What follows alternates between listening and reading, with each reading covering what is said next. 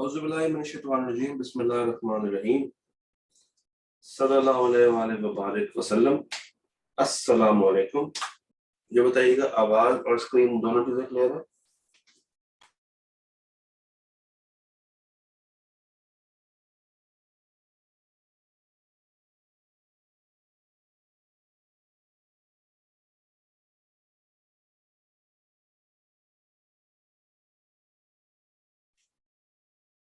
जी, आवाज और स्क्रीन, क्या दोनों चीजें क्लियर है?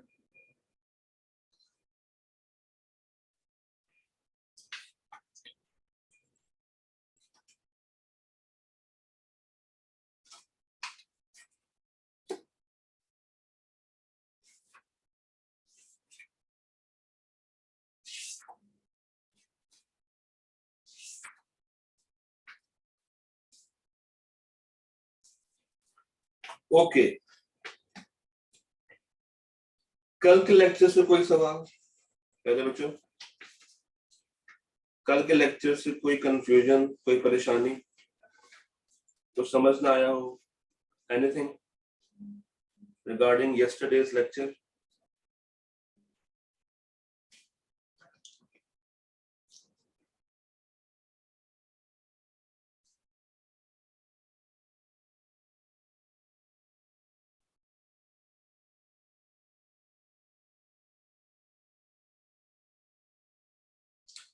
कल का लेक्चर आप लोगों ने रिवाइज किया था?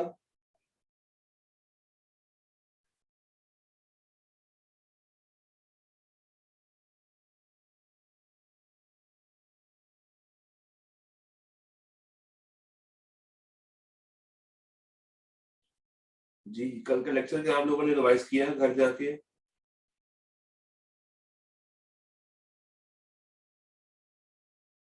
कोई सवाल, कोई प्रॉब्लम, कोई ऐसी बात जो कि क्लियर ना हुई, कोई ऐसी चीज जो कि समझ ना आई? इक्वेशन हमारी क्लियर हो गई है?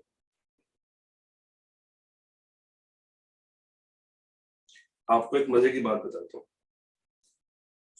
जिन बच्चों ने आईकैप का रिसेंट पेपर दिया है ऑडिट का, उन्होंने एक सवाल देखा होगा जिसमें उसने इस इक्वेशन को टेस्ट किया था, कुछ न्यूमेरिकल परसेंटेजेस देके। अच्छा, मजे की बात सिर्फ इतनी नहीं है, मजीद मजे की बात यह है कि वो सवाल आईकैप की किताब में बतौर एग्जाम्पल उन्हीं परसेंटेजेस के साथ मौजूद था।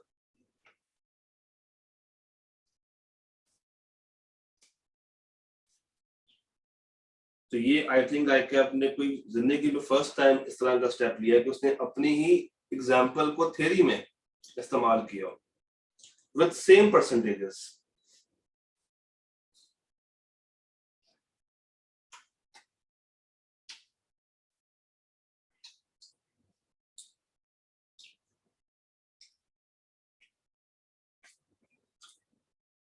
अच्छा जी, आज हमारे पास बहुत है, बल्कि बहुत ज्यादा है, और बेचारा फ्रॉड हमारी राह देख रहा है। तो फिर फ्रॉड के दरवाजे को नॉक किया जाए। आपको फ्रॉड करना सिखाऊंगा आज कि फ्रॉड करते कैसे हैं। भाई जाहिर सी बात है, फ्रॉड करना आता होगा तो फ्रॉडियो को पकड़ेंगे ना। अकाउंट्स बनाने आते होंगे तो उसको चेक करेंगे। तो जब तक आप एक अच्छे फ्रॉडिये नहीं बन जाते, तब तक आप फ्रॉड को डिटेक्ट नहीं कर सकेंगे। तो लेट्स मेक यू अ फ्रॉडिया। Are you ready to be a फ्रॉडिया?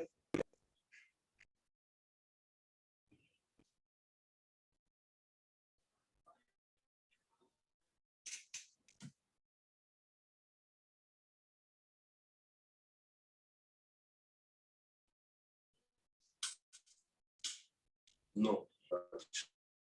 आज मैं आपको वो टिप्स बताऊंगा जिस तरीके से आप फ्रॉड कर सकते हैं। ओके, जोक्स अपार्ट, इसको शुरू करते हैं।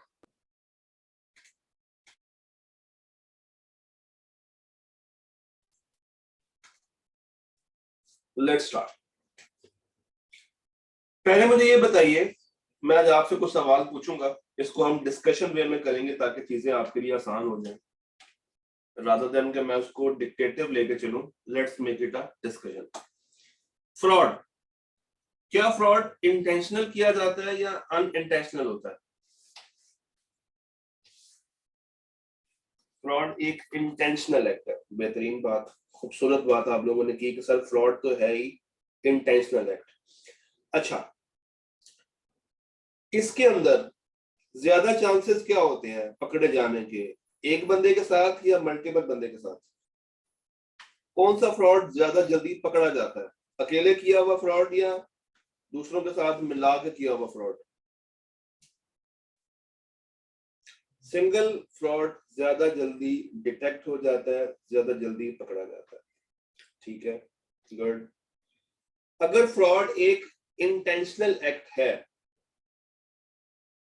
तो अगर कोई ऐसा एक्ट कंपनी करे या कंपनी का कोई नुमाइंदा करे जो कि गलती से हो गया हो, इंटेंशनली ना हो, नियतन ना हो, मगर गलती हो गई है और वो बाद में उसको ठीक भी करने की कोशिश करे, तो क्या उसको हम फ्रॉड कहेंगे?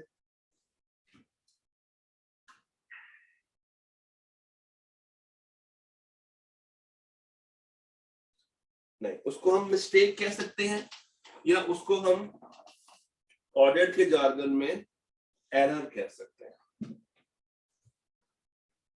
उसको ऑडिट के जार्गन में एरर बोलते हैं, एरर।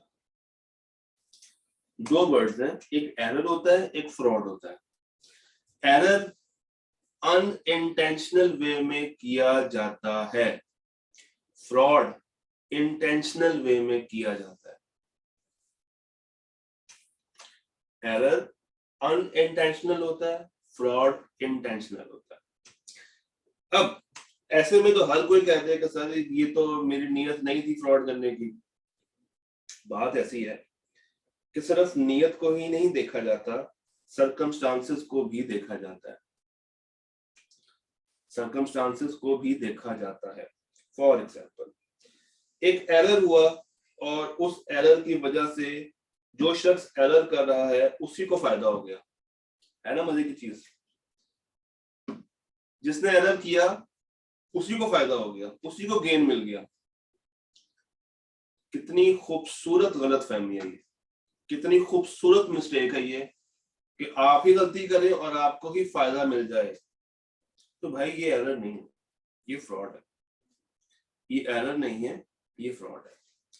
कितनी ही मजे की बात है कि आप एरर करें और आप कंपनी को बहुत हैवी नुकसान पहुंचा दें, आपसे इतना बड़ा ब्लंडर हो जाए और इतना बड़ा ब्लंडर किसी ने बाद में रिव्यू भी ना किया हो, आपकी गलती को बाईपास किया हो, जाने दिया हो, किसी ने पलट के आपसे पूछा भी ना हो। इसका मतलब क्या है? इसका मतलब है कि आप फ्रॉड कंपनी के साथ कर ही रहे हैं, बाकी बंदे भी आपके साथ मिलके उसको एंड तक लेके जा रहे हैं। तो नियतों का तो दारोमदार हमारे हवालों पे है। अल्लाह को पता है कि हमारी नियत है गलती करने की या हमने किस तरीके से वो काम किया, बट अदालत क्या मांगती है? सबूत। तो हमें साबित करना पड़ेगा कि क्या ये एक्ट इंटेंशनल है या नहीं। प्रूव करना पड़ेगा कि वेदर उसने वो चीज नियतन की है या उससे गलती से हो गई है। तो जब आप एक से ज्यादा बंदे को अपने साथ मिला के चलें और गेन हासिल करें, डिसेप्टिव तरीके से, गलत तरीके से, इलीगल एडवांटेज हासिल करें, तो प्यारे भाइयों इसको हम क्या कहते हैं? इसको हम फ्रॉड कहते हैं। कुछ मिसालें देता हूं आपको बात समझ आ जाएगी। अचानक से ईयर एंड के करीब बहुत ज्यादा जनरल एंट्री सिस्टम में पास होना शुरू हो जाए। ढूंढने पे ये पता चला कि कंपनी ने कहा था कि हम लोग बोनस देंगे जितनी आपकी ज्यादा सेल्स होंगी, और ईयर एंड के करीब अचानक से नया कस्टमर बन गया, उस नए कस्टमर को माल भी सप्लाई होना शुरू हो गया। आपको लगता है कि कुछ दाल में काला है, आपको लगता है कि कुछ तो गड़बड़ है। और मजे की बात तो ये है कि वो कस्टमर जिसको माल सप्लाई किया जा रहा है ईयर एंड के ऊपर, उसके साथ कोई क्रेडिट टर्म्स भी तय नहीं हुई। अचानक से कस्टमर आया और अचानक से वो आके वही सामान परचेज करने लगा जिसका टारगेट हमको मिला। तो there is what, there is fraud. अगला साल शुरू हुआ तो उसी कस्टमर ने वही सामान हमें रिटर्न करना शुरू कर दिया। There is what, there is fraud. हम कंपनी से कह रहे हैं कि सर हमें डॉक्यूमेंट्स दे, हमने आपको ऑडिट करना है, मगर कंपनी कहती भाग जाओ, कोई डॉक्यूमेंट्स नहीं है, डॉक्यूमेंट्स गुम हो गए हैं, डॉक्यूमेंट्स चोरी हो गए हैं। कंपनी हमारा स्कोप लिमिट कर रही है, कंपनी हमें डॉक्यूमेंट्स नहीं दे रही, पूछने पे वो कोई लॉजिकल आंसर भी मुझे नहीं दे रहे। इसका मतलब क्या है कि वो अपना काला धन हमसे छुपा रहे हैं, वो फ्रॉड किया हुआ पैसा हमसे छुपा रहे हैं, या वो कोई ऐसी चीज हमसे सीक्रेट रखने की कोशिश कर रहे हैं कि अगर सामने आ गई तो मुआशरे में उनकी बहुत ज्यादा बदनामी होगी और हम अपनी रिपोर्ट तो खराब करके ही उन्हें देंगे। डॉक्यूमेंट्स मांग रहे थे उनसे, डॉक्यूमेंट्स उन्होंने प्रोवाइड तो कर दिए मगर ऑल्टर्ड, फोर्ज्ड, मैनिपुलेटेड। तो क्या मुझे शक होना चाहिए कि ये लोग फ्रॉड कर रहे हैं? क्या मुझे शक होना चाहिए कि ये लोग फ्रॉड कर रहे हैं? रिकंसिलिएशन ही नहीं हो पा रही कंपनी वालों से, कंपनी से बैलेंसेस मैच ही नहीं हो पा रहे। Again there is a risk, यहाँ पे फ्रॉड हो रहा है। अचानक से क्रेडिट एंट्रीज एकदम से होनी शुरू हो जाए, अचानक से हम लोग सारा का सारा माल उधार में देना शुरू कर दें, so there is a risk कि यहाँ पे फ्रॉड किया जा रहा है। इन्वेंट्री एकदम से गायब होना शुरू हो जाए, इन्वेंट्री वेयर हाउस में नहीं है, कहाँ गई किसी को नहीं पता, कौन लेकर गया कोई नहीं मान रहा। देयर इज अ चांस कि वेयर हाउस के साथ सिक्योरिटी गार्ड्स भी मिले हुए हैं, सिक्योरिटी गार्ड्स के साथ पूरा डिपार्टमेंट मिला हुआ है और ये लोग मिलके क्या कर रहे हैं, फ्रॉड कर रहे हैं। ये जो मिलके फ्रॉड करना है ना, इसको हम कहते हैं कोल्यूजन। ये जो मिलके फ्रॉड करना है ना, दिस इज कॉल्ड कोल्यूजन। यहां तक बातें समझ आ रही?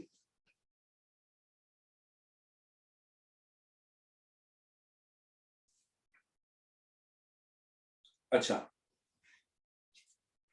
चलें, ये बताइए कि कंट्रोल्स लगाने की प्राइम जिम्मेदारी किसकी थी, हमारी या मैनेजमेंट की?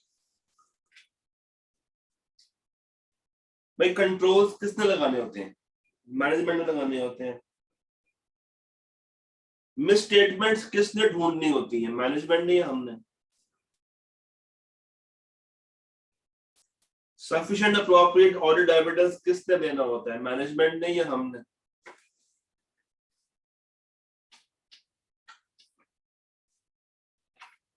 भाई ऑडिटर क्यों जाता है कंपनी में ऑडिट करने के लिए? ऑडिटर इसलिए जाता है कि वो जाके सफिशिएंट अप्रोप्रिएट ऑडिट एविडेंस हासिल करेगा, मिस स्टेटमेंट्स को पकड़ेगा।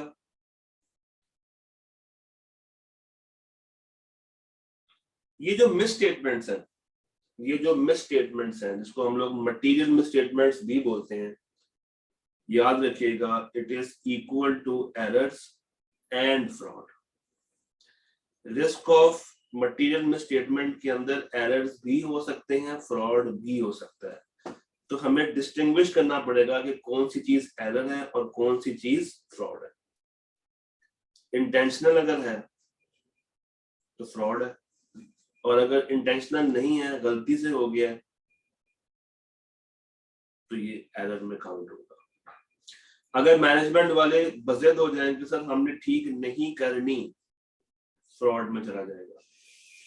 अगर मैनेजमेंट वाले फौरन से ठीक कर दें तो साफ पता चल रहा है कि भाई गलती हुई थी, इन्होंने बाद में उसको ठीक कर दिया, that is error. That is L. क्या फ्रॉडिये को पकड़ना ऑडिटर की जिम्मेदारी होती है? अगर आपको इनहेरेंट लिमिटेशंस के कुछ बातें याद है तो क्या फ्रॉडिये को पकड़ना जिम्मेदारी है ऑडिटर की? क्या ऑडिटर फ्रॉडिये को गर्दन से घसीटता हुआ, सड़कों पे घसीटता हुआ अदालत लेके जाता है पुलिस वालों के साथ? नहीं, ये सब कुछ फिल्मों में होता है, सब कुछ मूवीज में होता है, ड्रामाज में होता है, सीजन्स में होता है। असल काम क्या है उसका? उसका असल काम क्या है? उसका असल काम ये है कि वो ये बताता है कि क्या मिसस्टेटमेंट है या नहीं, और वो एविडेंस हासिल करता है जिसकी बेस पे वो रिपोर्ट पे ओपिनियन दे रहा होता है कि तुम्हारे अकाउंट स्टूडेंट फेयर व्यू दे रहे हैं या नहीं। तो ये हमारी कोई प्राइम जिम्मेदारी नहीं है कि हम फ्रॉडिये को पकड़ें और फ्रॉडिये को घसीटते हुए अदालत लेके जाए। हाँ, हम मैनेजमेंट से ये जरूर कह सकते हैं कि भाई अपने कंट्रोल स्ट्रॉन्ग कर लें, यहाँ पे फ्रॉडुलेंट एक्टिविटीज के चांसेस हैं। यहां तक सारी बातें क्लियर है? यहां तक कोई कंफ्यूजन तो नहीं किसी को? किसी भाई को कोई चीज समझ ना आई हो तो बता दें। अच्छा, ये बताइए कि रिलेटेड पार्टी ट्रांजैक्शंस जब हम लोग करते हैं, जब कंपनी कोई सामान बेचती है अपनी रिलेटेड कंसर्न को, तो उसमें कितना रिस्क होता है? ज्यादा होता है या कम होता है?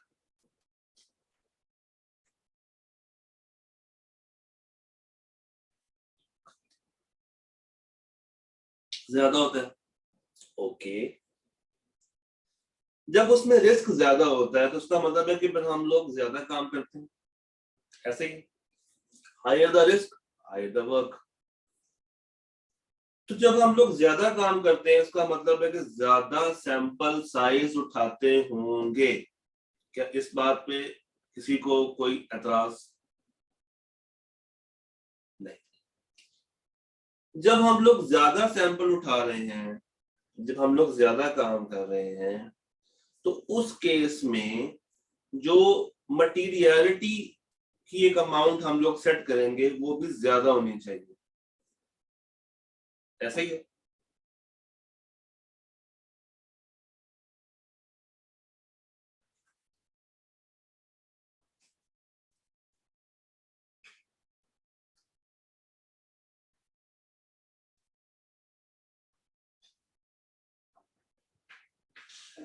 बच्चे यहाँ पे परेशान। बताइए, मटीरियलिटी का लेवल क्या होता है रिलेटेड पार्टी कंसर्न में? हम लोग कितनी मटीरियलिटी रखते हैं इन रिलेटेड पार्टी ट्रांजैक्शंस? 0। पता है ये 0 क्यों है? Do you have any idea ये 0 क्यों है? क्योंकि रिलेटेड पार्टी कंसर्न्स की ट्रांजैक्शंस के अंदर, कॉम्प्लेक्स ट्रांजैक्शंस के अंदर, वो ट्रांजैक्शंस जो कि पहले ही outside normal course of business हो रही हैं, वो ट्रांजैक्शंस जो कि आर्म्स लेंथ पे नहीं है, उनमें ऑलरेडी फ्रॉड का चांस बहुत हाई होता है। ज्यादातर कंपनी के एम्प्लॉयज उन्हीं ट्रांजैक्शंस के अंदर फ्रॉड करते हैं जहां पे ऑडिटर को पहले ही पता होता है कि इस ट्रांजैक्शन में मसला है, और जब उसको वो फ्रॉड समझ नहीं आता तो वो उसको मसले की डेफिनेशन में डाल के इग्नोर करके आगे चला जाता है। तो छुपाने के लिए दो एक्सट्रीम्स हैं, या वो ट्रांजैक्शंस के अंदर फ्रॉड करे जो कि ऑडिटर को लगता है कि इतनी अहम नहीं है, या उनमें करे जो कि ऑलरेडी अहम है और इस तरह से ट्रांजैक्शन को घुमा दे कि ऑडिटर खुद भी परेशान हो जाए। तो इसके लिए आपको एक स्किल्ड फ्रॉडिये की जरूरत होती है, इसके लिए आपको स्किल्ड फ्रॉडिये की जरूरत होती है। तो हर कोई अनयूजुअल ट्रांजैक्शन, सिग्निफिकेंट ट्रांजैक्शन जो कि outside normal course of business हो रही है, ऑडिटर को उसको सही से इवेल्युएट करना पड़ेगा, मैनेजमेंट से पूछना पड़ेगा कि भाई ये ऐसा क्यों किया जा रहा है, क्या इसके पीछे लॉजिक है, क्या रैशनल है, और ये ट्रांजैक्शन किसने और कब अप्रूव किए। यहां तक किसी भाई का, किसी बहन का कोई सब। Any questions up till now regarding fraud?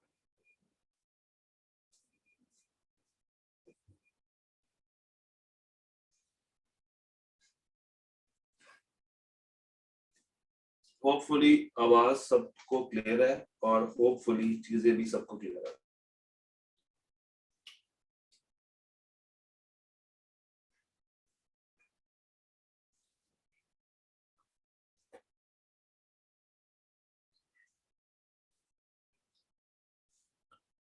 अच्छा, एक आपको मिसाल देता हूं, मिसाल सुनिए गौर से। नर्सरी की क्लास हो, छोटे छोटे मासूम से बच्चे बैठे हो, ये चले क्लास बढ़ा लेते हैं, क्लास 1 है, क्लास 1 और छोटे छोटे मासूम से बच्चे बैठे हैं और एक फीमेल टीचर पढ़ा रही है क्लास में। अचानक से एक बच्चा शोर मचाता है, मिस मिस मेरा रबर गुम गया, मेरा रबर गुम गया, मेरा रबर गुम गया। और मिस पलट के पूछती है तुम्हारा रबर किसने लिया। पूरी क्लास खामोश है, पूरी क्लास खामोश है, कोई आंसर नहीं कर रहा। मिस ने ऊंची आवाज में कहा किस बच्चे ने रबर लिया है जल्दी से बता दो। सारे बच्चे खामोश। मिस अब हर एक बच्चे को गौर से देख रही है। क्लास में है लेट सपोज 70 बच्चे, क्लास में है कितने बच्चे, 70 किड्स।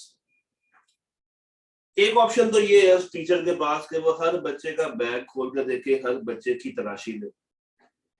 इसको मैं क्या कहूंगा, तो ये है डिटेल्ड ऑडिट प्रोसीजर्स, कि मैं हर बच्चे से इंक्वायरी कर रहा हूं, हर बच्चे को इंस्पेक्ट कर रहा हूं और हर बच्चे के बैग को खोल के बाकायदा तलाशी लेके कंफर्म कर रहा हूं कि उसने रबर तो नहीं चुराया। इट मीन्स कि ये है मेरे डिटेल्ड सब्सटेंटिव प्रोसीजर्स। दूसरी ऑप्शन, जिस भी शख्स ने या जिस भी बच्चे ने चोरी की होगी ना, उसके फेशियल एक्सप्रेशंस लाजमी बदले होंगे। ह्यूमन साइकोलॉजी ये कहती है कि जब आप कोई गलत काम करते हैं तो या तो आप स्टैमर करते हैं, या तो आप एकदम से परेशान हो जाते हैं, या आपकी आंखें फ्रंट ऑन एक दूसरे के साथ नहीं मिल पा रही होती, या आप चीजों को अवॉइड करने की कोशिश करते हैं। तो टीचर ने गौर से देखा तो उसको कोई 70 में से 5 के करीब ऐसे बच्चे नजर आए जो कि मशकूक थे। मशकूक वो शख्स होता है जिसके ऊपर अभी जुर्म साबित नहीं हुआ, वो अंडर इन्वेस्टिगेशन है। तो टीचर ने क्या किया, 70 में से 5 बच्चों को निकाल के बिठा दिया, कहा कि तुम लोगों से मुझे सवाल जवाब करने हैं। क्या ये 70 में से 5 बच्चे निकालना सैंपलिंग की मद में आएगा या नहीं आएगा? 70 में से 5 बच्चे निकाले हैं मैंने प्रोसीजर्स लगाने के लिए, is this sampling or not? Is this sampling or not? तो sampling can be on judgement. Sampling 2 तरह की होती है ना, जजमेंटल भी हो सकती है और किसी सिस्टम के थ्रू भी की जा सकती है। सैंपलिंग की हम लोगों ने 2 टाइप्स पढ़ी थी और 4 बातें देखी थी। तो दिस इज सैंपलिंग में 70 में से 5 बच्चों को मैंने बिठा दिया और उनसे सवाल जवाब करने लगी टीचर। ये जो टीचर ने 70 में से 5 बच्चे चूज किए हैं, मुझे बताइए कौन सा वाला प्रोसीजर लगा के उसने ये 5 बच्चे निकाले हैं, इंस्पेक्शन, इंक्वायरी, या ऑब्जर्वेशन? टीचर ने ऑब्जर्वेशन की है, इंस्पेक्शन की है या इंक्वायरी की है? टीचर ने ऑब्जर्वेशन की है। ऑब्जर्वेशन के बाद उसने 5 बच्चे निकाल के साइड पे कर दिए। अच्छा, अब उन 5 बच्चों से टीचर ने कुछ सवाल जवाब किए, उनको समझाया ताकि वो खुद ही अपना गुनाह कबूल कर लें, मगर मजाल है किसी ने उफ तक किया। ये ऐसा ही है कि मैनेजमेंट को हम लोग बार बार कह रहे हैं कि सर बता दें इसके पीछे क्या राशनल है, बता दें, और वो खामोश है, वो आपको आंसर नहीं कर रहे या वो आपकी बात को आए बाएं और शाएं कर रहे हैं। अब टीचर क्या करेगी? टीचर उन 5 बच्चों पे डिटेल्ड सब्सटेंटिव प्रोसीजर लगाएगी। टीचर उनका सबसे पहले चेक करेगी बैग, फिर टीचर चेक करेगी उनकी पॉकेट्स, फिर टीचर चेक करेगी उनकी टेबल, उनका यूनिफॉर्म, और चेक करते करते टीचर को एक बच्चे की पॉकेट में से वो रबर मिल गया। अब क्या टीचर उस बच्चे को उठा के प्रिंसिपल के पास लेके जाएगी या नहीं? क्या टीचर दोस्त चार्ज विद गवर्नेंस के पास जाएगी उस एम्प्लॉय को लेके या उस बच्चे को लेके?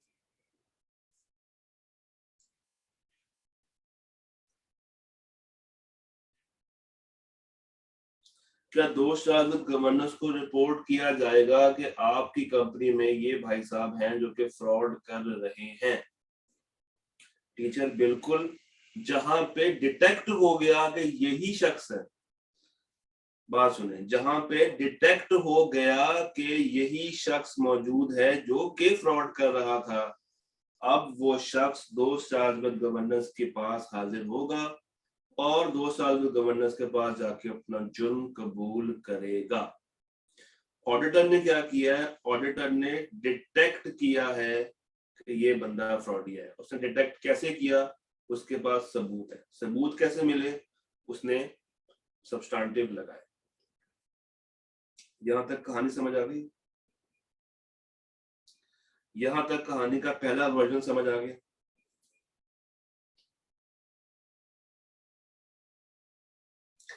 कहानी का एक और वर्जन देखते हैं, थोड़ा सा एडवांस वर्जन। जब उस 5 बच्चों के ग्रुप को निकाला गया तो वो बच्चा चालाक था। उस बच्चे ने क्या किया? उस बच्चे ने वो रबर उठते उठते किसी और की तरफ फेंक दिया या किसी और की पॉकेट में डाल दिया और खुद जाके बड़ा सुकून से खड़ा हो गया और कहा, ले ले मेरी तलाशी, कर ले मुझे चेक, आप जो करना चाहती हैं कर ले। और जिस बच्चे ने वाकई में चोरी नहीं की थी, वो ऑलरेडी सेटिस्फाइड था कि भाई मैं तो हुई बेकसूर। उसको क्या पता था कि वो रबड़ उसकी ही पॉकेट में पड़ा हुआ है। अब अगर एक फ्रॉडुलेंट शख्स किसी दूसरे पे अपना इल्जाम डाल दे, तो जिस पे इल्जाम डला है, क्या मैं उसको कसूरवार स्टार्टिंग में मान लूंगा, या मैं इसके पीछे कुछ एनालिटिकल प्रोसीजर्स लगा के चेक कर सकता हूं कि दोनों बच्चों का ट्रैक रिकॉर्ड क्या है, दोनों बच्चों का ट्रैक रिकॉर्ड क्या है, पिछली परफॉर्मेंस क्या है, क्या ये पहले भी कभी किसी और केस में मुब्तला रहे हैं, क्या इनके खिलाफ पहले भी किसी बच्चे ने कंप्लेन की है, क्या इनके खिलाफ पहले किसी टीचर ने कंप्लेन की हो, इनके पेरेंट्स कैसे हैं, क्या इनके पेरेंट्स डेली बेस पे स्कूल आते हैं या नहीं आते, क्या इनके पेरेंट्स अपने बच्चों को एथिकल ग्राउंड सिखा रहे हैं या नहीं। तो ऐसा नहीं है कि मैं एक बंदे को पकड़ूं और वो बंदा कह रहा हो कि सर मैं बेकसूर हूं, मुझे फंसाया जा रहा है, तो मैं उसकी बातों को बिल्कुल भी ना मानूं और बस कह दूं कि नहीं तुमसे मिल गया तो तुम ही कसूरवार हो। नहीं, जब मैंने ऑब्जर्वेशन की थी तो उसके पीछे भी एक लॉजिक थी, मुझे पता था कि कौन कसूरवार है कौन नहीं। और जब कोई ऐसा मैनेजेरियल शख्स जो कि दिखने में अच्छा हो और वाकई भी अच्छा हो और उसको कसूरवार ठहराया जाए, तो मुझे फिर एडिशनल काम करना पड़ता है, फर्दर काम करना पड़ता है, ताकि मैं अपनी ही बात को सही साबित कर सकूं। अदरवाइज मेरे पास कोई सबूत नहीं होगा उसको साबित करने के लिए। तो मैं लगाऊंगा अपने एडिशनल प्रोसीजर्स। यहां तक कोई सवाल, कोई परेशानी, कोई मसला? हम कहानियां सुनते जाएंगे और स्टैंडर्ड खत्म होता जाएगा। यहां तक बात क्लियर है?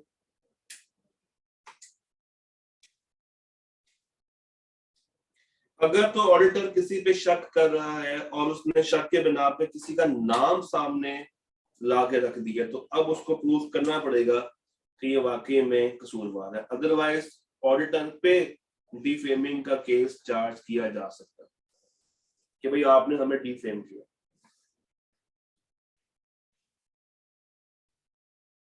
ठीक हो गया जी? यहां तक बात समझ आ गई?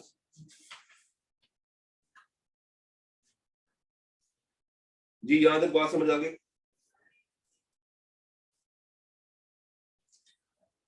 तो सबसे पहले जहां मुझे पता चल जाए कि रिस्क ऑफ फ्रॉड एग्जिस्ट करता है, तो सबसे पहले जो सबसे बेसिक स्टेप है दैट इज इंक्वायरी। मैं मैनेजमेंट से इंक्वायर करूंगा कि भाई आपको क्या लगता है कि कौन कसूरवार है। उनसे पूछूंगा कि बताइए आपका क्या तरीकेकार है फ्रॉड पकड़ने का, आप लोग कैसे असेस करते हैं। फिर आइडेंटिफाई करूंगा कि ये फ्रॉड कौन कौन कर सकता है, ये मेरी अपनी जाती असेसमेंट होगी। मैनेजमेंट के बड़ों को लूप में रखूंगा, उनसे चीजें डिस्कस करता रहूंगा। एंटिटी के अंदर जो मेरे मजीद साथी हैं, जिस तरह इंटरनल ऑडिटर हो गया, वो राब्ते में लेकर आया जा सकता है, उससे मशवरा किया जा सकता है। अगर कोई हैवी किस्म का फ्रॉड हो रहा है तो मैं लॉयर्स को इन्वॉल्व करके उनसे भी मशवरे ले सकता हूँ।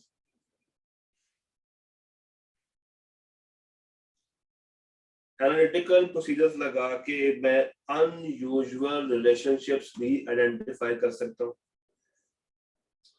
और इसके अलावा मजीद प्रोसीजर्स लगा के मैं चीजों को डिटेक्ट जरूर कर सकता हूँ।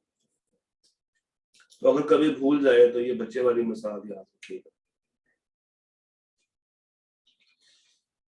ओके चले, ये बताइए कि फ्रॉड क्या सिर्फ अकाउंट्स के अंदर होता है या एसेट्स का बेजा इस्तेमाल करना भी फ्रॉड है?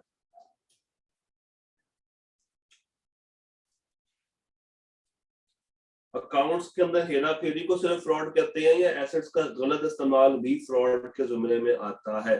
हाँ या ना?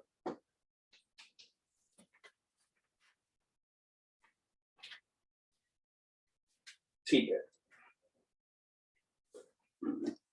भाई, हुआ यूं कि एक कैशियर है, और कैशियर के ड्रॉ में हर वक्त पैसे रहते हैं।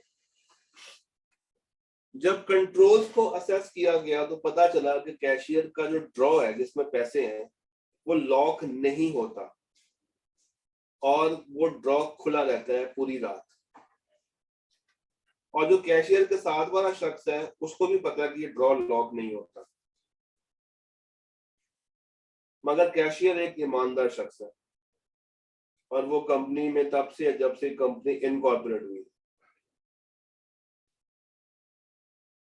मगर वो जो शख्स साथ बैठता है उसको ज्वाइन किए हुए कुछ महीने हुए और वो देख रहा है डेली बेस के ऊपर कि यार ये ड्रॉ तो बंद ही नहीं करता और इस ड्रॉ में तो पैसे बहुत होते हैं, और नेक्स्ट डे जब आता है तो वो पैसे काउंट भी नहीं करता। एक दिन उस साथ वाले भाई ने उस ड्रॉ में से कुछ पैसे निकाल के जेब में डाले और चला गया।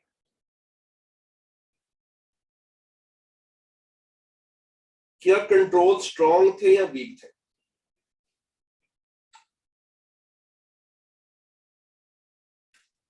क्या कंट्रोल्स यहाँ पे स्ट्रॉन्ग थे या वीक थे? कंट्रोल्स वीक थे। क्या इस वीक कंट्रोल ने दूसरी पार्टी को इंस्टिगेट किया, दूसरी पार्टी को मौका फराहम किया कि आओ और आके चोरी करो?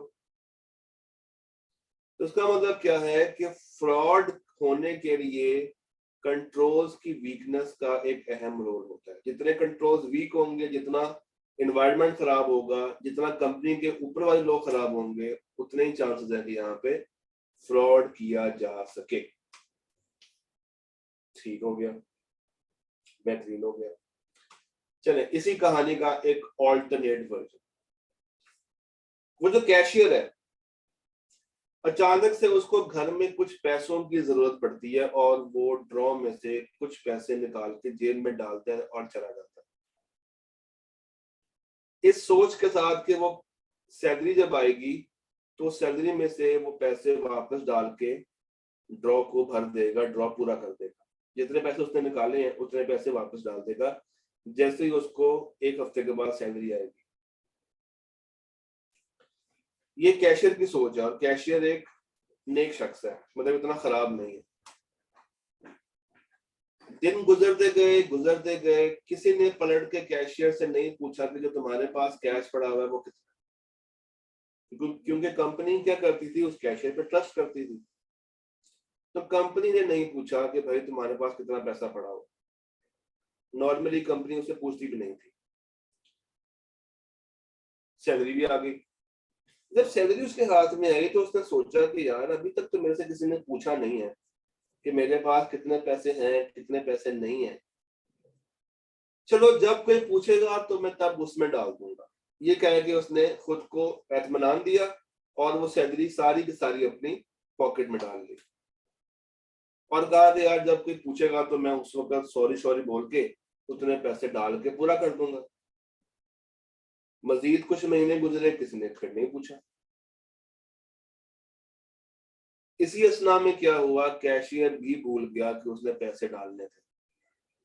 क्यों? क्योंकि एंटिटी वालों ने पलट के एक दफा भी कैशियर से नहीं पूछा कि भाई ये पैसा कहाँ गया, ये पैसा कहाँ गया। क्या कैशियर की नीयत शुरू में फ्रॉड करने की थी?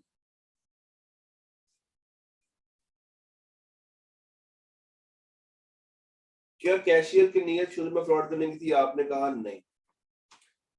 मगर एंड तक क्या उसने फ्रॉड नियतन किया है, या उसकी सोच में था कि यार जब पैसा आएगा तो मैं डाल दूंगा, पूरा कर दूंगा, भर दूंगा। कुछ हद तक उसकी नीयत अच्छी थी, मगर इतने ज्यादा वीकनेस थी कंट्रोल्स में कि वो बहालते मजबूरी ना चाहते हुए भी फ्रॉड कर बैठा, क्योंकि कंट्रोल्स इतने ज्यादा वीक थे, इतने ज्यादा वीक थे, और कोई पलट के नहीं पूछ रहा था कि बताओ उसमें पैसे कहाँ गए, तो ना चाहते हुए भी वो फ्रॉड कर बैठा।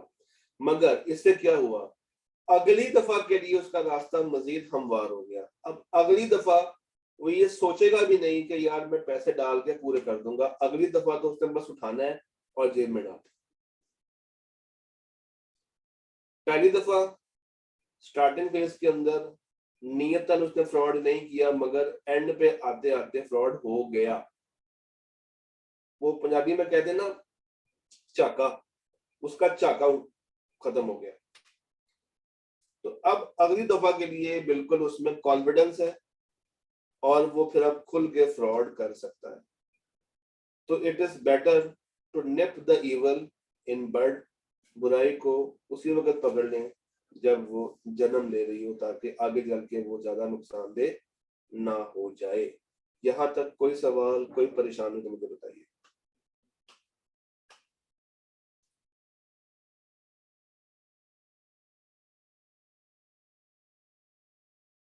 यहाँ तक कोई बात समझ ना आई हो, कुछ चीज समझ ना आई हो, हम लोग कहानियां सुनते जाएंगे और स्टैंडर्ड खत्म होता चला जाएगा। यहाँ तक क्लियर है? अच्छा, एक दफा का जिक्र है कि कंपनी में एक परचेज मैनेजर हुआ करता था। कंपनी वालों ने कहा उस परचेज मैनेजर से कि हमें सोनी का HD कैमरा चाहिए जो कि 4K वीडियो रिकॉर्ड करता हो। जब मार्केट सर्च की गई तो पता चला कि नया कैमरा मार्केट में 90,000 रुपए का है, 90,000। उस आईटी परचेज मैनेजर को बुलाया गया और कहा कि यार ये कैमरा हमें परचेज करवा के दो, हमने ये कैमरा लेना है। उसने कहा सर फिकर नॉट, कैमरा आपको मिल जाएगा, क्यों परेशान होते हैं, मैं हूं ना बैठा हुआ यहाँ पे, मैं किस चीज की तनख्वाह ले रहा हूँ आपसे। कुछ दिन गुजरे तो उसने अपनी रिपोर्ट पेश की जिसमें ये लिखा था कि चूंकि अब इस तरह के कैमरे मार्केट में नए अवेलेबल नहीं है और इंपोर्ट भी बंद हुई है, तो बाहर से भी ये कैमरा नहीं आ सकता, और अगर आएगा तो बहुत महंगा होगा, तो न्यू कैमरा तो अवेलेबल नहीं है। हाउएवर मैं आपको यूज्ड कैमरा अरेंज करवा देता हूं उतने ही पैसों में जितने पैसों का नया कैमरा था, यानी कि 90,000, यानी कि 90,000। अब कंपनी के लोग, जो कंपनी की टॉप मैनेजमेंट थी, वो जरा सी सुस्त थी और उनके पास टाइम भी शॉर्ट था। उन्होंने कहा यार चलो तुम यूज ही मंगवा दो, कोई मसला नहीं, तुम यूज ही मंगवा दो, कोई मसला नहीं। आफ्टर सम डेज इंकशाफ हुआ कि वो कैमरा जो कि भाई साहब 90,000 रुपए का लेकर आए थे यूज्ड, वो भाई 45,000 रुपए का परचेज करके लाए थे, और जो ऊपर का 45,000 था वो उसकी अपनी पॉकेट में गया। क्या उस शख्स ने फ्रॉड किया या नहीं किया?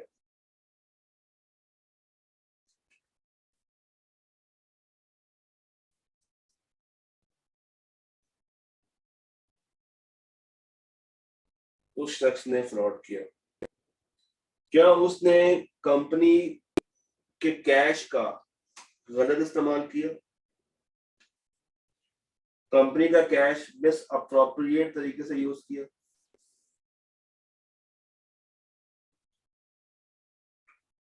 क्या कैश एक एसेट होता है? क्या मैं इसको मिस अप्रोप्रिएशन ऑफ एसेट्स कह सकता हूं?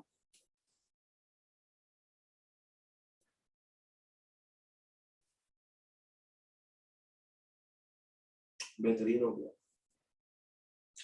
एक और कहानी, एक और कहानी। परचेज मैनेजर से कहा गया कि भाई तुमने ये सामान कंपनी में मंगवाना है। उसने कहा सर डन, मंगवा लेंगे, मसला ही कोई नहीं, मैं हूं ना, मैं सैलरी किस चीज की लेता हूँ। सामान तो नहीं आया मगर बिल जरूर आ गया। सामान कंपनी में इन नहीं हुआ, गेट से वेयर हाउस तक सामान नहीं आया, मगर भाई साहब ने बिल दे दिया ये कह के कि सामान आ गया, और टॉप मैनेजमेंट ने रिलाई कर लिया। क्या ये फ्रॉड हुआ? क्या ये फेक परचेजेस के नाम पे फ्रॉड हुआ?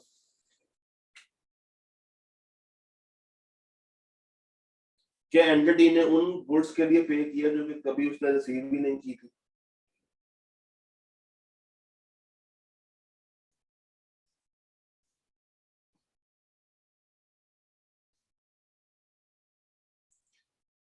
परचेज मैनेजर को एक गाड़ी दी गई उसकी पास्ट सर्विसेज को देखते हुए, और कहा कि यार ये गाड़ी तुमने ऑफिशियल कामों के लिए यूज करनी है। ऑफिशियल काम क्या होते हैं? जब तुम्हें मार्केट जाना पड़े, जब तुम्हें किसी के साथ मीटिंग पे जाना पड़े, जितने भी ऑफिस के काम। तुम आओगे भी अपनी बाइक पे, तुम जाओगे भी अपने बाइक पे, मगर ये गाड़ी तुम्हारे लिए है कि जब तुम्हें किसी जगह पे इमरजेंसी निकलना पड़े तो तुम ये गाड़ी लेके जा सकते। कुछ दिन के बाद पता चला कि भाई साहब अपने बच्चों को स्कूल से पिक एंड ड्रॉप कर रहे हैं उसी गाड़ी पे। पता चला कि उसकी मिसेस ब्यूटी पार्लर जा रही है उसी गाड़ी पे। क्या मैं ये कह सकता हूँ कि उसने कंपनी के एसेट को अपने जाती इस्तेमाल के लिए इस्तेमाल किया? क्या ये फ्रॉड है? क्या ये मिस यूज है कंपनी के एसेट्स का? क्या कंपनी के एसेट्स को मिस अप्रोप्रिएट तरीके से इस्तेमाल किया जा रहा है?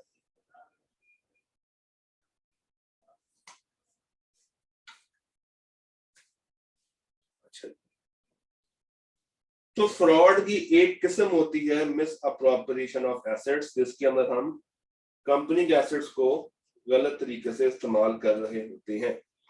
ये फ्रॉड की एक किस्म है, दो में से एक किस्म ये है, और ये हमें क्लियर है। यहां तक कोई सवाल, कोई परेशानी, एनीथिंग जो कि आपको डिस्टर्ब कर रही है? All done, all done, done done done done, ठीक। दूसरी किस्म होती है fraudulent financial reporting. Fraudulent financial reporting, इसमें क्या होता है कि हम कंपनी के अकाउंट्स को फोर्स करते हैं, कंपनी के अकाउंट्स को मैनिपुलेट करते हैं, ऑल्टर करते हैं, जो डॉक्यूमेंट्स होते हैं उनको जला देते हैं, छुपा देते हैं, तबाह कर देते हैं, खराब कर देते हैं, रिकॉर्ड्स जल जाते हैं, रिकॉर्ड्स डूब जाते हैं, यस विंडो ड्रेसिंग की जाती है, अकाउंट्स को खराब कर दिया जाता है हर एंगल से। और यूं नहीं कि गलती से, बकायदा खुद जान के खराब करना, that is fraud, that is fraud.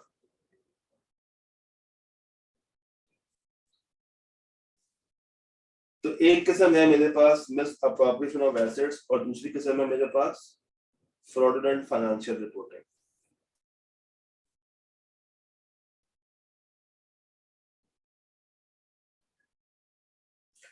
अगर मैं अपनी फाइनेंशियल स्टेटमेंट्स के अंदर एक जरूरी डिस्क्लोजर ना ऐड करूं, और उस डिस्क्लोजर को ऐड ना करने की वजह से इन्वेस्टर्स ज्यादा इन्वेस्ट कर रहे हो, फॉर एग्जांपल मेरी बिल्डिंग जल गई थी और इसका डिस्क्लोजर मैंने नहीं डाला, और कंपनी को लगता है कि आज भी वो बिल्डिंग उतनी मालियत की है जितनी मालियत पे बैलेंस शीट में लिखी आ रही है, तो क्या मैंने लोगों के साथ फ्रॉड किया? और इस फ्रॉड के चलते हुए जो लोगों ने कंपनी में पैसा इन्वेस्ट किया होगा, डाला होगा, वो डेफिनेटली अब वो पैसा जो है वो उस तरीके से उनको रिटर्न जनरेट करके नहीं देगा, क्योंकि मैंने अकाउंट्स रिकॉर्ड्स तो फोर्स किए हैं। इसी तरह गलत कस्टमर क्रिएट करना, फेक एम्प्लॉयज बना लेना, फेक क्रेडिटर्स बना लेना, फेक कस्टमर्स बना लेना, फिक्टिशियस एंट्रीज पास करना, रिजल्ट्स को तोड़ मरोड़ के पेश करना, रिकॉर्ड्स को ऑल्टर कर देना, चीजें छुपाना, ये सब क्या है? This is all fraudulent financial reporting.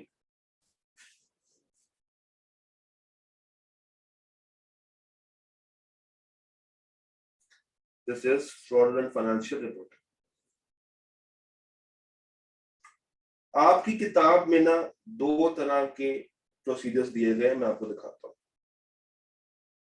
जब आप किताब देखेंगे ना, तो यहाँ पे दो तरह की बातें की गई है, दो तरह के प्रोसीजर्स बताए गए हैं। एक है जनरल प्रोसीजर्स जो कि आप लगाएंगे फ्रॉड की आइडेंटिफिकेशन में, उसके ऊपर हम लोगों ने तफसीली बात कर ली है, वो जो मिसाल आपको दिए मैंने, वो बच्चे वाले, जिसके अंदर इंक्वायरी है और बहुत सारी बातें जो नीचे बातें लिखी हुई ना 5-6, ये वही है।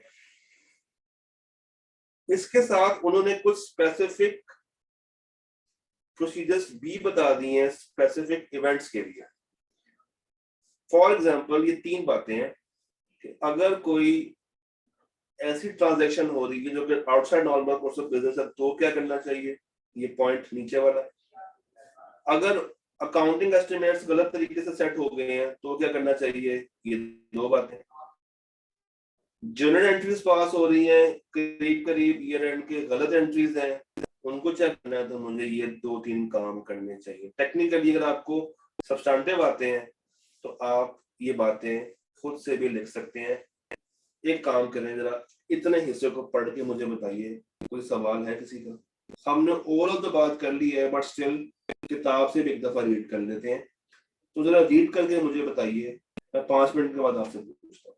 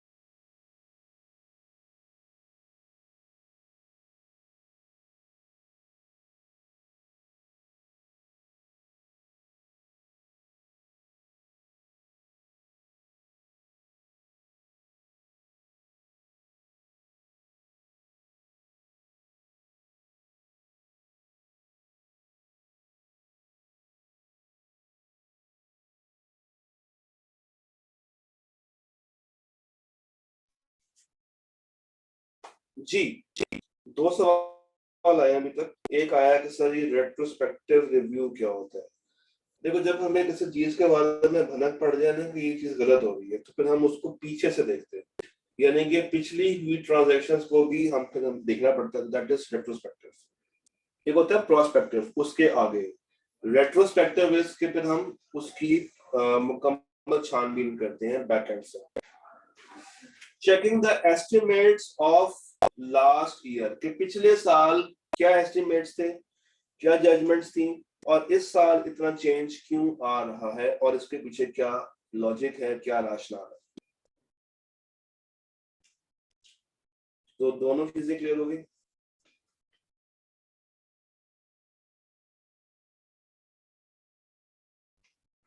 अच्छा,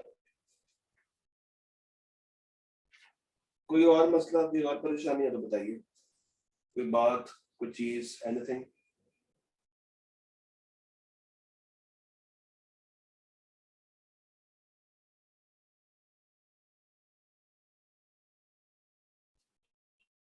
anything guys,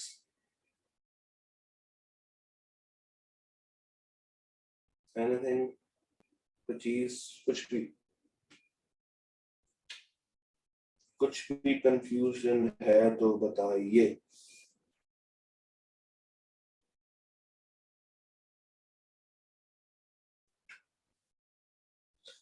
Irrespective of risk of a management override of control से क्या मुराद,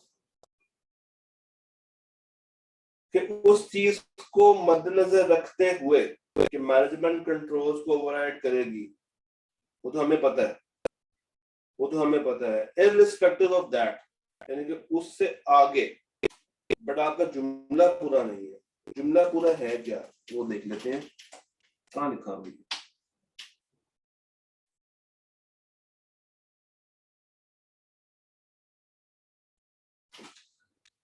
ये सारी कहाँ पे लिखा हुआ है इररिस्पेक्टिव वाली बात, किधर है? जर्नल में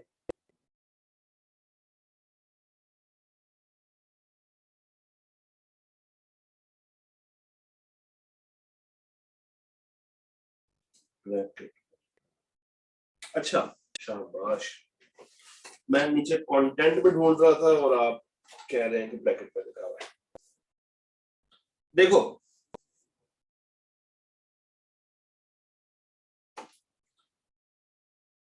हमें ये पता है कि जो शख्स कंट्रोल लगाता है उसके पास कंट्रोल तोड़ने की ताकत भी होती है। इस बात से कोई डिसएग्रीमेंट करता है कि जो शख्स कंट्रोल बना रहा है उसके पास कंट्रोल तोड़ने की ताकत भी है। जो शख्स ताला बनाता है उसके पास उस ताले की चाबी भी है, उसको वो ताला खोलना भी आता है। तो मैनेजमेंट के ऊपर हमेशा ही रिस्क होता है कि वो अपने ही बनाए हुए कंट्रोल्स को तोड़ देगी। तो उस चीज को सेपरेट रखते हुए ये तमाम जनरल प्रोसीजर्स हैं जो कि ऑडिटर इन स्पेसिफिक केसेस के अंदर लगा रहा होगा।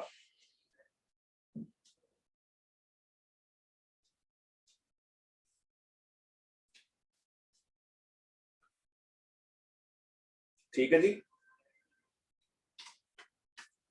अच्छा जी, हमने अभी दो टाइप्स पढ़ी थी फ्रॉड की, जिसके अंदर हमने कहा कि मिस अप्रोप्रिएशन ऑफ एसेट्स और फ्रॉडुलेंट फाइनेंशियल रिपोर्टिंग। ये है टाइप्स। ये क्या है? टाइप। एक चीज होती है फैक्टर। फैक्टर क्या है?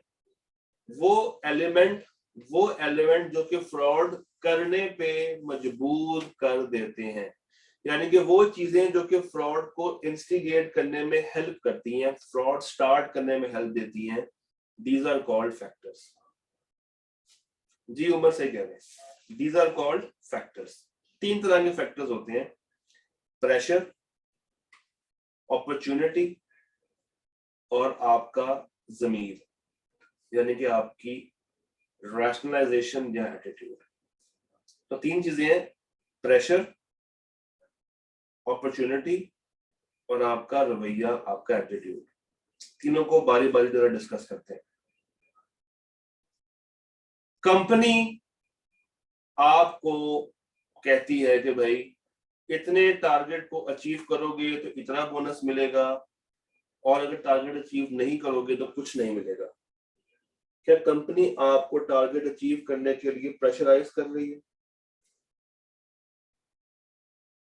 क्या टारगेट अचीव करने से आपको कोई इंसेंटिव मिलेगा?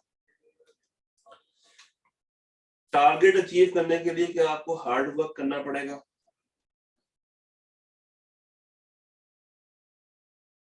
क्या टारगेट अचीव करने के लिए आपको हार्ड वर्क करना पड़ेगा? करना पड़ेगा। आपने हार्ड वर्क करके देख लिया, टारगेट अचीव नहीं हो रहा था या टारगेट कुछ मार्जिन से रह गया था, तो आपने कहा चलो किसी को साथ मिलाते हैं और अकाउंट्स में हेरा फेरी कर लेते हैं।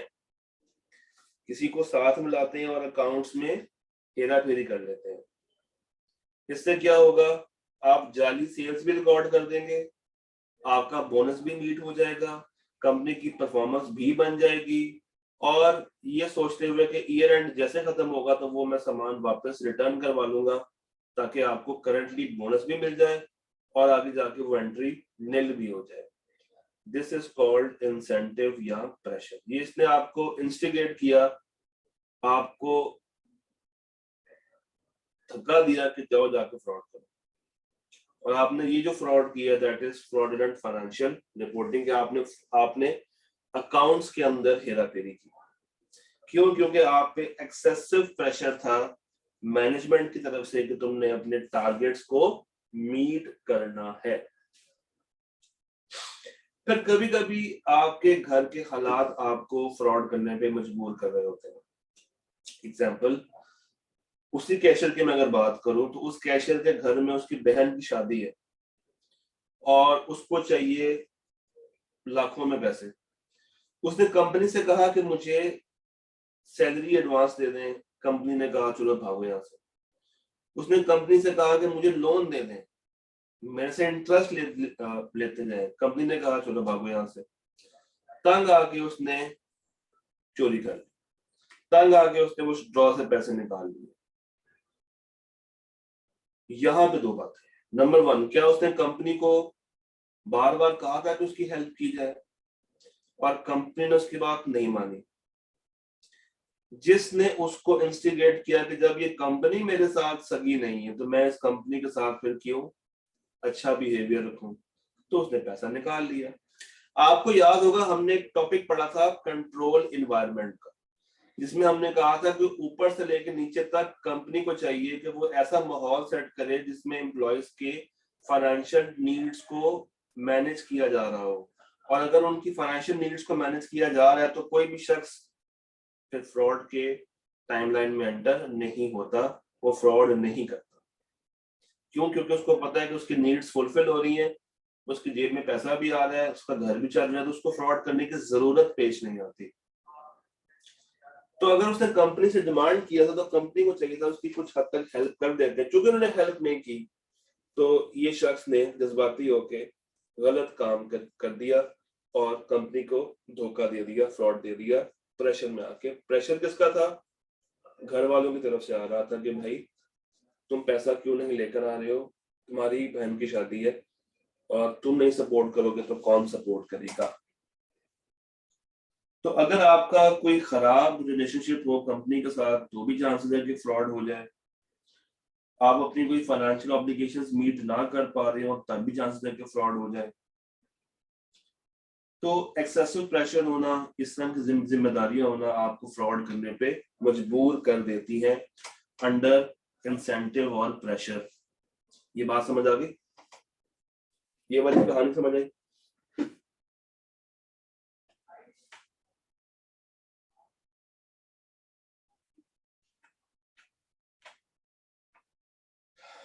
अच्छा जी। फिर दूसरा फैक्टर है मेरे पास अपॉर्चुनिटी का। अपॉर्चुनिटी मींस आपको फ्रॉड करने के लिए जो राह चाहिए थी वो हमवार हो गई है, मौका मिल गया आपको फ्रॉड करने का, खुल के फ्रॉड करो। ये खुल के फ्रॉड कहाँ पे होगा? उन ट्रांजैक्शंस के अंदर जो कि कॉम्प्लेक्स है, जिनको पकड़ना वैसे ही मुश्किल है और ऑडिटर उनसे वैसे भाग रहा होता है। For example related party transactions, अब जितने मर्जी तरीके से उसको आप घुमा दें, आप अपना फ्रॉड आसानी से छुपा सकते हैं। आप खुद ही से एस्टिमेट्स को चेंज करते जाएं। आपके पास ताकत है, कंट्रोल्स आपने लगाने हैं, अपने कंट्रोल्स को तोड़ते जाएं। जब एक शख्स को पता है कि कंट्रोल्स कैसे ब्रीच होंगे, तो वो शख्स बहुत इजीली फ्रॉड कर सकता है। आपको एक मजे की बात बताता हूँ, ये जो हम बार बार कहते हैं ना कि कंट्रोल्स मैनेजमेंट लगाती है, असल में क्या होता है कि कंट्रोल्स मैनेजमेंट भी नहीं लगाती है। ये थर्ड पार्टीज को हायर किया जाता है, कंसल्टेंट्स को हायर किया जाता है, एडवाइजर्स को हायर किया जाता है कि आए और आके हमारी कंपनी में कंट्रोल्स लगा के दें। क्यों? क्योंकि वो इंडिपेंडेंट लोग होते हैं, बाहर से आते हैं, और कंपनी को इतना इख्तियार नहीं दिया जाता है मैनेजमेंट को कि वो अपने ही लगाए हुए कंट्रोल्स को तोड़ सके। तो कंट्रोल्स लगाते हैं बाहर के लोग, बट अभी आप लोग ये समझे कि कंट्रोल्स लगाती है कंपनी की मैनेजमेंट। अच्छा, अगर एक मैनेजर के पास तमाम पावर्स हो, तमाम इख्तियारात हो, तो आपको लगता है कि वो बाकियों के साथ नाइंसाफी कर सकता है?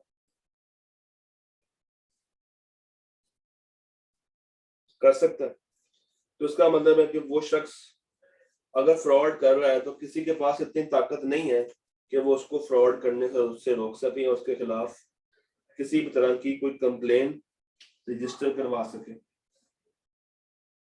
फिर वही मिसाल कैशियर वाली, जो उसका दोस्त साथ बैठा हुआ था, वो रोज ड्रॉ को खुला देखता था और एक दिन मौके का फायदा उठाकर उसने पैसे निकाल लिए।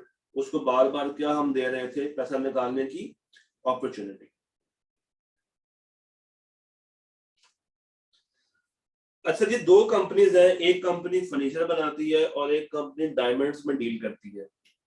अगर किसी एम्प्लॉय ने इन्वेंट्री बाहर लेकर जानी है आसानी से और जाके मार्केट में बेचनी है, तो मुझे बताइए फर्नीचर वाली कंपनी में ये रिस्क ज्यादा होगा या डायमंड्स वाली कंपनी में ये रिस्क ज्यादा होगा?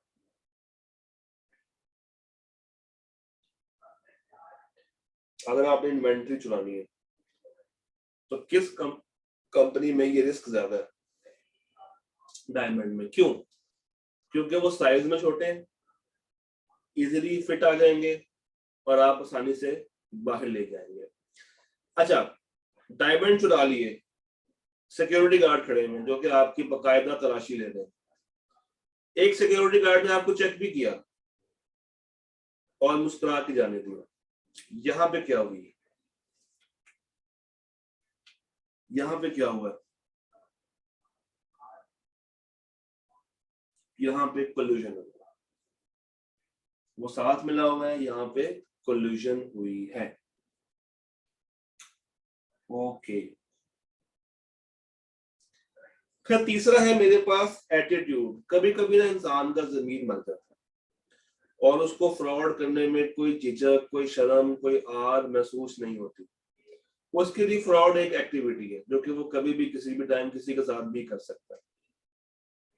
ऐसा क्यों होता है? क्योंकि उस पर जमाने ने बहुत सितम किए होते हैं, वो जिंदगी से थक चुका होता है, वो आदी मुजरिम बन चुका होता है, उसका मोराल गिर चुका होता है, उसको कंपनी की तरफ से कभी अप्रिशिएट नहीं किया गया होता, तो वो आसानी से अपना काम करता है, अपना बेनिफिट सोचता है और कंपनी को नुकसान पहुंचा देता है। अच्छा, अगर अचानक से किसी बंदे के लाइफस्टाइल में चेंज आ जाए, पहले वो बाइक पे आया करता था, वो अचानक से गाड़ी पे आना शुरू हो जाए, तो क्या मैं ये सोच सकता हूँ कि ये बंदा फ्रॉड कर सकता होगा? बिल्कुल।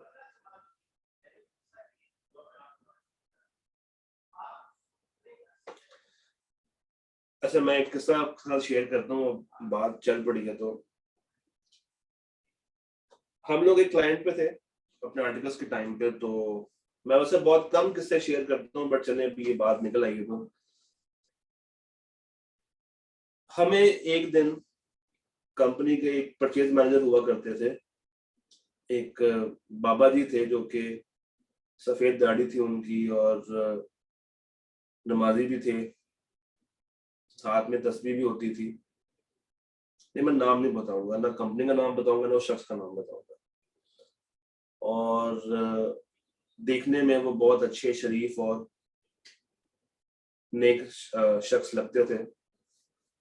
और आते थे वो बाइक पे, और उनकी सैलरी उस वक्त गालिबन 50-60 हजार रुपया थी। एक दिन हमारी मुलाकात हुई उनके बेटे से, और बेटे के पास सिविक थी,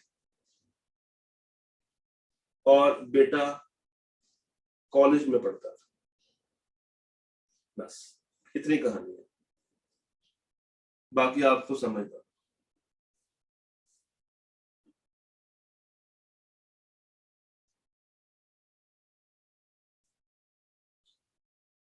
बाकी आपको समझदार है। नॉर्मली ना फ्रॉड कहाँ पे होता है? नॉर्मली हर कंपनी का जो परचेज डिपार्टमेंट होता है ना, जो प्रोक्योरमेंट का डिपार्टमेंट होता है, नॉर्मल फ्रॉड वहां से स्टार्ट होता है।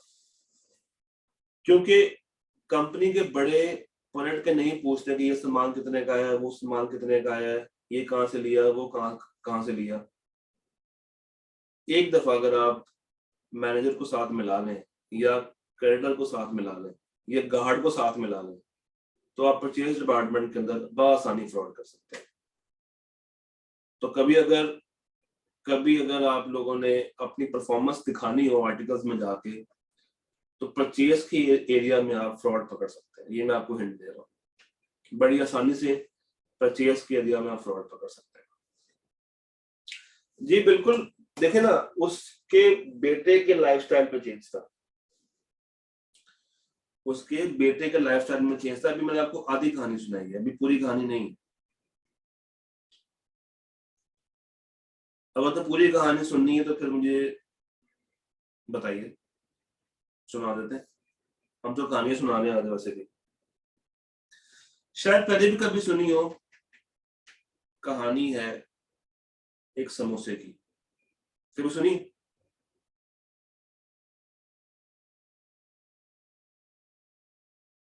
समोसे की कहानी।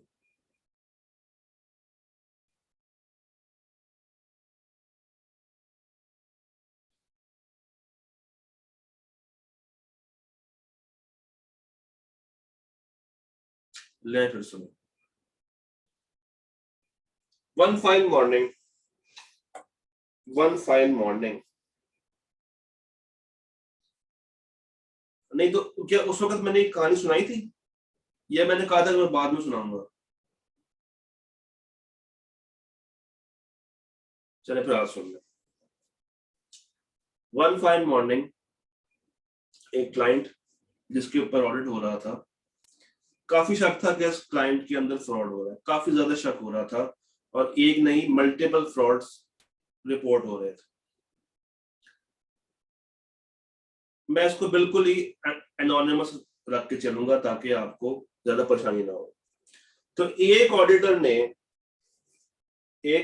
ने क्लाइंट का सबसे वीक लिंक पकड़ा, यानी कि उसने वो शख्स पकड़ा जो कि बाकियों से तंग आ चुका था, बाकियों की बातें सुनता था, बाकी उसको छेड़ते थे, वो गरीब था, स्कूटर पे आता था, टाइम पे आता था, और कंपनी में काफी टाइम से काम कर रहा था। तो उसने उस शख्स को बुलाया और कहा, आए सर आपकी जरा चलते हैं और समोसा खाने चलते हैं कैंटीन में। ऑर्डर दिया समोसों का, तो बातचीत शुरू हुई। पहले तो वो शख्स परेशान कि ऑडिटर तो हमेशा आके हमें डांटता था, हमसे डाटा मांगता था, हमें बातें करता था, और आज यही शख्स मुझे समोसा खिला रहा है। तो उसके दिल में हमारे लिए रहम आ गया, और हमारे दिल में क्या था, उससे बातें बाहर निकलवाना। अब इंसान का जो सबसे ज्यादा वीकेस्ट लिंक होता है ना, वो होता है खाना।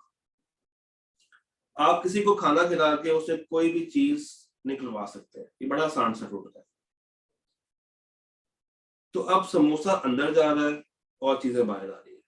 समोसा खाते खाते पूछा गया कि सर वो जो मिस्टर अमीर है, वो मिस्टर नमीर लास्ट टाइम तो हमें याद है कि बाइक पे आया करते थे, देखिए उन्होंने इस दफा गाड़ी ले ली है, सर कितनी मेहनत की उन्होंने।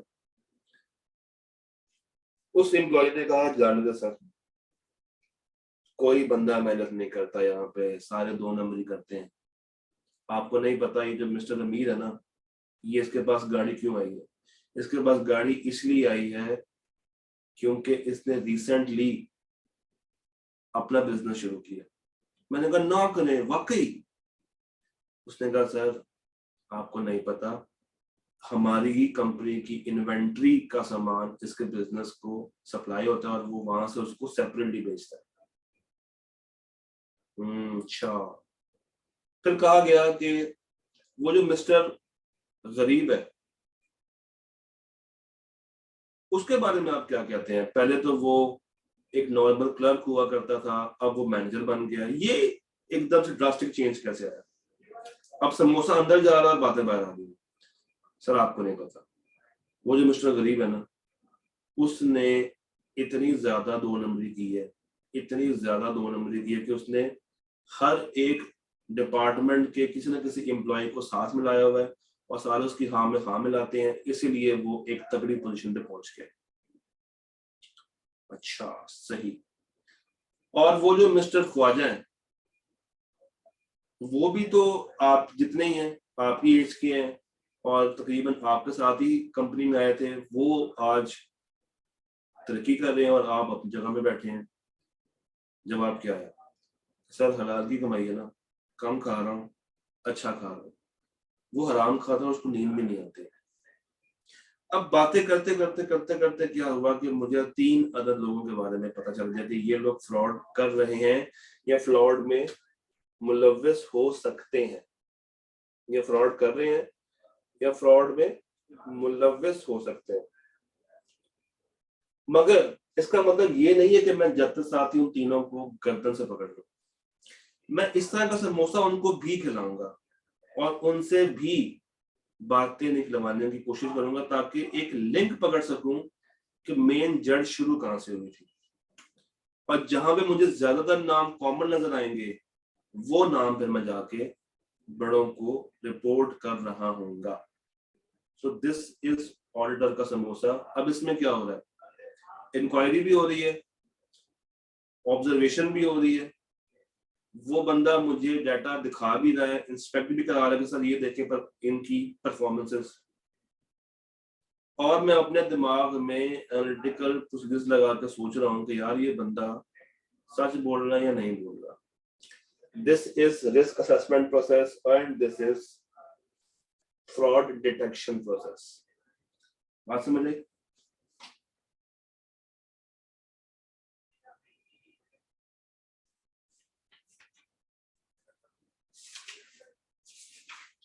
तो आपने एक समोसा खिलाया और उससे बातें निकलवा ली और उसने भी आपको बहकते बहकते साथ सारी बातें बता दी।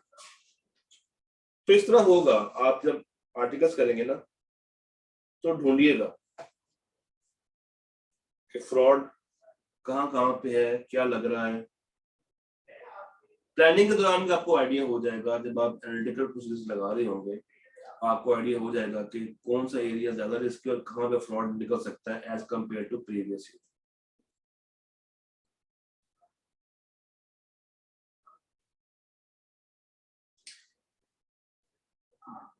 अब डेफिनेटली कोलूजन भी ऐसे ही पकड़ा जाता है, कोलूजन भी ऐसे ही पकड़ा जाता है।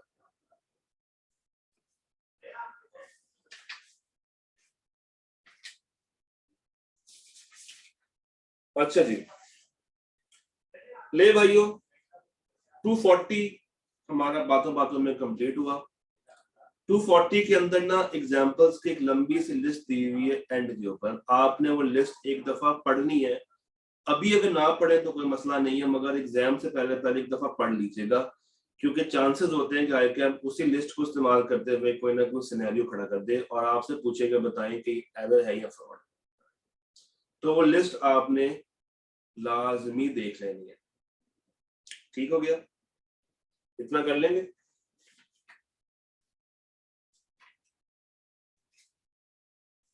हाँ जी, इतना कर लेंगे। स्टैंडर्ड पढ़ के आएंगे।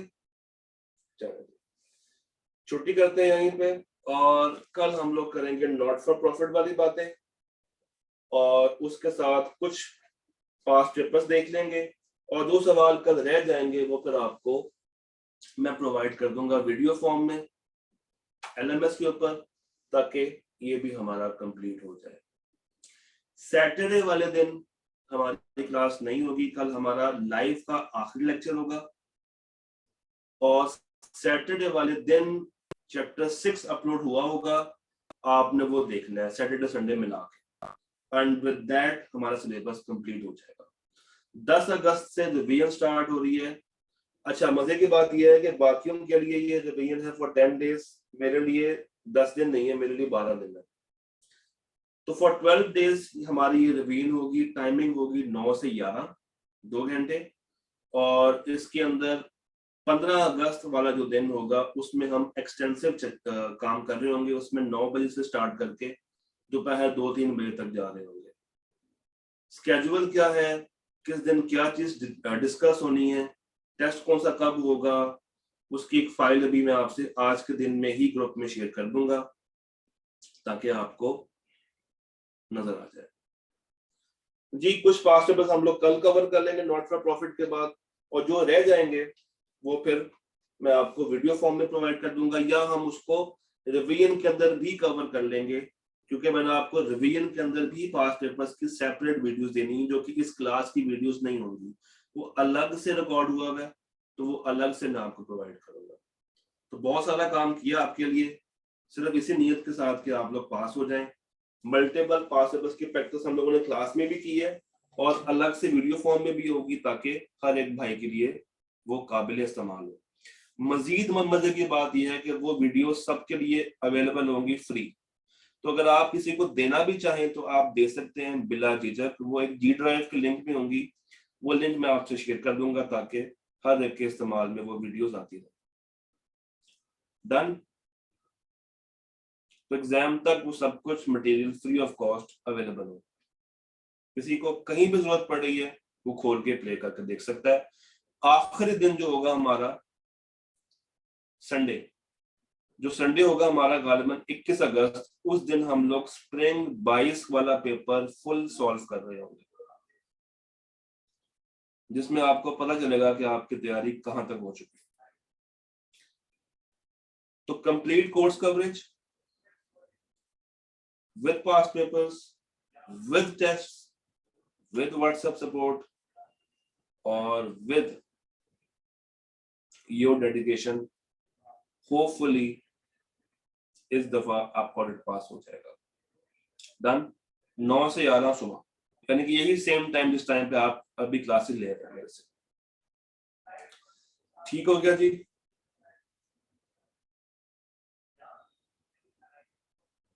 चलो, सी यू गाइस अराउंड टुमारो। 240 पढ़ के आइएगा। अल्लाह हाफिज।